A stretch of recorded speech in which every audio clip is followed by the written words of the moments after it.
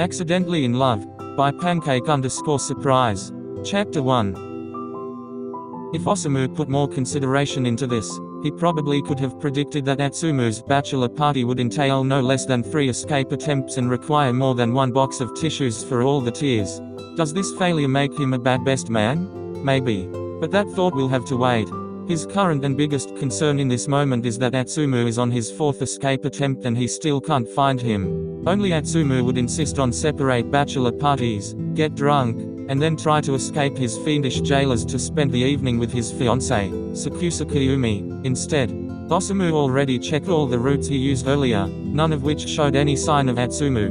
Osamu shuts the window with a satisfying slam and grateful that, at the very least, they didn't find Atsumu attempting to scale the side of the hotel. Again, he shoves his hands into the pockets of his black slacks and stalks back to the hotel bar.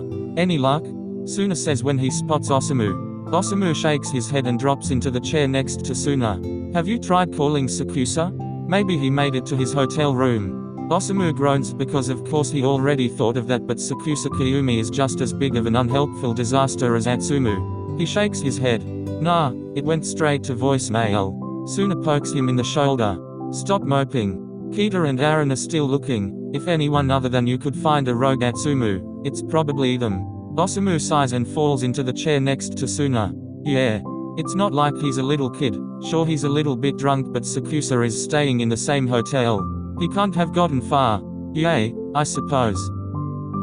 Osamu wakes up with sunlight streaming on his face and Suna draped halfway across his torso, pinning him to the bed. All in all, it's far from the most compromising position they've woken up in after 10+ years of friendship, and it isn't completely unexpected. But, while he does have a vague memory of Suna giving Komori the key to his own room, it gets remarkably fuzzier from there. If it weren't for the pressure in his bladder and dull throbbing behind his eyes, then he'd be pretty comfortable. The leg Suna has tossed over his stomach is a warm, pleasant weight. Even the arm that's dangerously close to crushing his windpipe is comfortably grounding, reminding Osamu that he is a real tangible person. It's only after going to the bathroom and brushing his teeth that Osamu is able to fully appreciate what an absolute disaster the hotel room is. Suna's shirt hangs off the lampshade and Osamu's hoodie is perched precariously on top of the TV. The spare pillows and blankets haphazardly litter the floor. He hopes he won the epic pillow fight battle. That might at least make his headache worth it. Ignoring the chaotic state of the room, Osamu turns his attention to his duffel bag, digging through its poorly folded contents until he finds a bottle of aspirin. He pours a few into his hand before returning to the bathroom to fill a glass with water. With water and aspirin in hand, he pulls the curtains completely shut and pads back to the bed. Suna flipped onto his stomach in the few minutes since Osamu left. Hand is fisted under the pillow and the other is splayed out across the bed. His mouth is twisted up into an ugly frown, like even sleeping is too much work for him. Take a picture, it'll last longer, Suna mumbles, eyes still shut.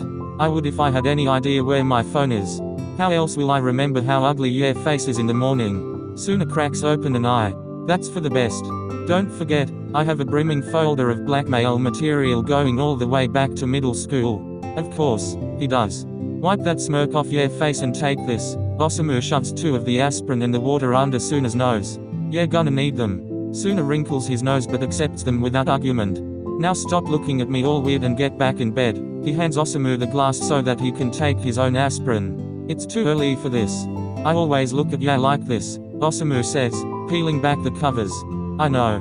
I'll shut up and go to sleep. Osamu gracelessly climbs into bed, flopping down onto his back and spreading out like an overgrown starfish. Ugh, Suna says, turning to lay on his back. Why are you like this? Admit it, Sunarin, you love it. Gross. I want to go back to sleep, jackass. Osamu shuffles closer until he has his head tucked into the crook between Suna's shoulder and neck, one arm thrown over Suna's chest. This better? Suna hums and shuts his eyes. Go to sleep, Osamu. The next time Osamu wakes up, Suna is already awake and scrolling through his phone with one hand, the other holding Osamu where he's laying on Suna's chest. Hey, Osamu? Osamu makes a noise somewhere between a grunt and a hum. How much do you remember from last night? How much does he remember? He remembers Atsumu successfully ditching his own bachelor party after 3 previous failed attempts. Then lamenting his sorrows at the bar with Suna and Komori gratefully accepting Suna's room key after Atsumu barged into his own hotel room. It gets remarkably fuzzy after that. All I got is the urge to strangle Atsumu more than usual, quelled only by Mr. Jose Kubo. Owen Komori taking your key after Sakusa kicked him out. Suna frowns, still scrolling through his phone. So you don't remember getting married either? Married? Last night was the bachelor's party, not the wedding. Wait. Who? Me? Osamu spits out eventually. Married? You. Me. Us. We got married? Yes. You and me? Yes. Where? How? When? I have no idea. No, Osamu says, sitting up. No way.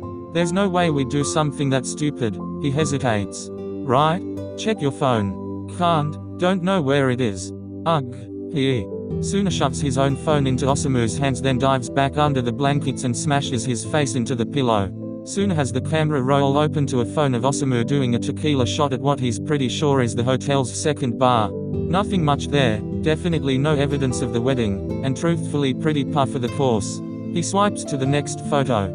Okay, this one is perhaps just the tiniest bit more incriminating. It's a selfie of him and Suna in front of a shoddy chapel and an Elvis impersonator between them. Just because they took a photo in front of a wedding chapel doesn't mean they actually did the deed. It just means they have a good sense of humor. The third photo changes the game entirely. They are at the altar now, Elvis impersonator and all. Suna has Osamu's hands in his own and Osamu is looking at him with an expression that can really only be described as lovesick. Holy shit. I know, Suna says, voice muffled by the pillow. I've only ever seen you look at food like that. How drunk were you? Osamu swipes again. The final photo is of the two of them standing underneath a neon "Just Married" sign. Their arms are wound around the other's back and are grinning wide enough that it makes Osamu's face hurt just to look at it. It sure does look like they got married. This has to be a joke, Osamu says. There's no way. Suna takes the phone back and squints at the photos. I don't know. That'd be a pretty elaborate joke. Especially considering there was no one other than us around to appreciate it. Drink enough tequila and anything is funny. Suna sighs. I guess this does seem like the kind of thing you'd try to get back at Atsumu. Only you would actually go through the trouble of staging a wedding just to be an asshole. You know me so well, Suna-in. Maybe I shoulda married ya for real. In your dreams. They get breakfast at a diner Osamu can find, even though by the time they drag themselves out of the hotel it's nearly noon. He sets his sights on the greasiest diner he can find. In his experience, the greasier a diner looks, the better the food tastes. It's science. And this diner looks downright disgusting, the exact kind of place to fight off a hangover, and yet Suna has the audacity to say that he isn't going to get anything. You gotta eat, Suna. How else are ya gonna grow big and strong? Suna blanches and pushes the menu away. Not hungry and I'm already big and strong. Exactly, just cause you're on vacation doesn't mean your professional athlete metabolism is. You gotta eat. No. You know, you're a real pain in my ass. When the waiter returns to the table, Osamu orders himself the biggest breakfast platters on the menu plus a bowl of rice and a single boiled egg for Suna. Said I didn't want anything. Too bad. You're not gonna pass out on my watch. Suna taps on his phone while they wait for their food to come. Osamu sits back in the booth and watches the way Suna's lips quirk up at the edges whenever he finds something amusing. Even hungover, with dark bags under his eyes and skin paler than ought to be considered healthy, he's still pretty with the sunlight reflecting off his hair and highlighting one side of his face. All right, I have the farmer's breakfast for you and a boiled egg with a side of rice for you. The waiter sets the dishes onto the table. Anything else I can get for ya? I think we're all right, says Osamu. They eat in relative silence, which is unsurprising considering how starving Osamu feels and how sick Suna looks. It's long after Osamu finishes his breakfast that he finally breaks and decides that half the egg and a few bites of rice are all he can reasonably expect Suna to eat. How do ya even survive without me? Osamu says as he scrapes the rest of Suna's breakfast into his own bowl. No sense in wasting good food. You know, I've survived 7 years without you breathing down my neck. I know, it's how ya managed it that I'm trying to work out. I had no idea you cared so much. But, then, you are my husband now, so I suppose caring is a part of the job description. Joke husband, Osamu corrects. Whatever you say, dear.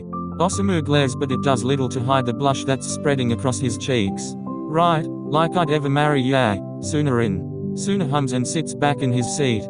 He's got a smirk across his face like he's hot shit or something. Not for the first time, Osamu wants to kiss it off his stupid face. But like, in a bro way. Definitely not a fake husband way. We ought to get back, says Osamu. Rehearsal dinner is in a couple of hours. Gotta go put out any fires Atsumu starts before they get too out of hand. Sure, I wanna get a nap in before we have to get dressed. Osamu rifles through his wallet for his debit card but stops cold when he sees it. The photos might not have proved it, but this certainly does. Oh shit. Osamu? Says Suna without looking up from his phone. Wordlessly, Osamu hands over the little piece of paper that was tucked carefully into his wallet. Suna, sensing the gravity of the situation, puts down his phone for the first time since they arrived at the diner and carefully reviews the offered piece of paper. I need a drink, Suna says as if that wasn't what got them into this mess in the first place. You're telling me. We're married. What the fuck do we do now?